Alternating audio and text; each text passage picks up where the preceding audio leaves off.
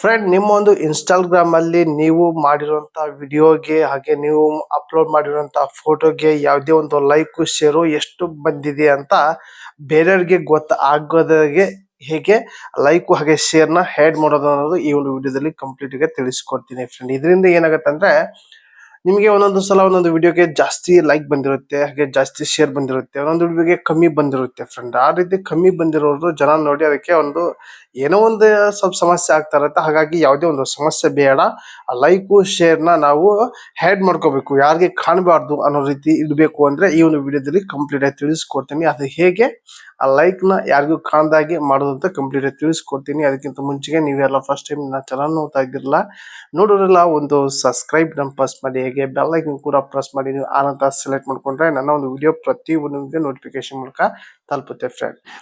ಒಂದೇ ನಿಮಿಷದಲ್ಲಿ ತಿಳಿಸ್ಕೊಡ್ತೀನಿ ಫ್ರೆಂಡ್. ಮೊದಲಿಗೆ ನಿಮ್ಮ ಒಂದು ಇನ್ಸ್ಟಾಗ್ರಾಮ್ ಆಪ್ ನ ಓಪನ್ ಮಾಡ್ಕೊಳ್ಳಿ. ಓಪನ್ ಮಾಡಿದ ತಕ್ಷಣ ನಿಮಗೆ ಈ ರೀತಿ ಇಂಟರ್ಫೇಸ್ ಬರುತ್ತೆ. ಇಲ್ಲಿ ನಿಮ್ಮೊಂದು ಪ್ರೊಫೈಲ್ ಮೇಲೆ ಕ್ಲಿಕ್ ಮಾಡ್ಕೊಳ್ಳಿ. ಇಲ್ಲಿ ಇಮೇಲ್ ಇರುತ್ತೆ, ಪ್ರೊಫೈಲ್ ಮೇಲೆ ಕ್ಲಿಕ್ ಮಾಡ್ಕೊಳ್ಳಿ. ಕ್ಲಿಕ್ ಮಾಡಿದ ತಕ್ಷಣ ನಮಗೆ ಈ ರೀತಿ ಇಂಟರ್ಫೇಸ್ ಬರುತ್ತೆ. ಇಲ್ಲಿ 3 ಗೆರೆ ಇದೆ ನೋಡ್ಕೊಳ್ಳಿ ಮೇಲ್ಗಡೆ.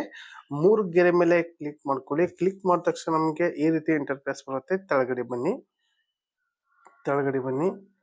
ಇನ್ನೂ ಕೆಳಗಡೆ ಬನ್ನಿ. ಇಲ್ಲಿ ಇನ್ನೂ ಕೆಳಗಡೆ ಬರಬೇಕು. ನೀವು ಇಲ್ಲಿದೆ ನೋಡ್ಕೊಳ್ಳಿ, ಲೈಕ್ ಅಂಡ್ ಶೇರ್ ಕೌಂಟ್ಸ್ ಅಂತ ಇರುತ್ತೆ ನೋಡ್ಕೊಳ್ಳಿ. ಅದ್ರ ಮೇಲೆ ಕ್ಲಿಕ್ ಮಾಡ್ಕೊಳ್ಳಿ. ಕ್ಲಿಕ್ ಮಾಡಿದ ತಕ್ಷಣ ಇಲ್ಲಿ add like and share count ಅಂತ ಇರುತ್ತೆ. ಇದನ್ನ ಆಫ್ ಮಾಡ್ಕೊಂಡ್ರೆ ಸಾಕು.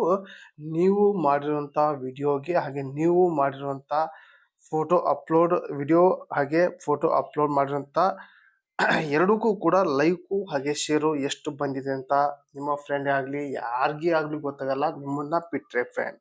ಟೋಟಲ್ ಆಗಿ ಇದು ನಿಮ್ಮ ಇಷ್ಟ, ಯೂಸ್ ಮಾಡ್ಕೋಬಹುದು ಫ್ರೆಂಡ್. ಏನಾದರೂ ತೊಂದರೆ ಆಗ್ತಾ ಇದೆ ಅಂದ್ರೆ ಯೂಸ್ ಮಾಡ್ಕೋಬಹುದು, ಬೇಡ ಅಂದ್ರೆ ಬಿಡ್ಬೋದು ಫ್ರೆಂಡ್. ಟೋಟಲ್ ಆಗಿ ಈ ಒಂದು ವಿಡಿಯೋ ನಿಮ್ಗೆ ಇಷ್ಟ ಆದರೆ ಒಂದು ಲೈಕ್ ಕೊಡಿ, ಈ ಒಂದು ವಿಡಿಯೋ ನಿಮ್ಮ ಫ್ರೆಂಡ್ಗೆ ಶೇರ್ ಮಾಡಿ ಅಂತ ವಿಡಿಯೋಗೆ ಎಂಡ್ ಮಾಡ್ತಾ ಇದ್ದೀನಿ. ಮತ್ತೆ ಇಂಟ್ರೊಡಕ್ಷನ್ ಆಗ್ತಾ ಇದೆ.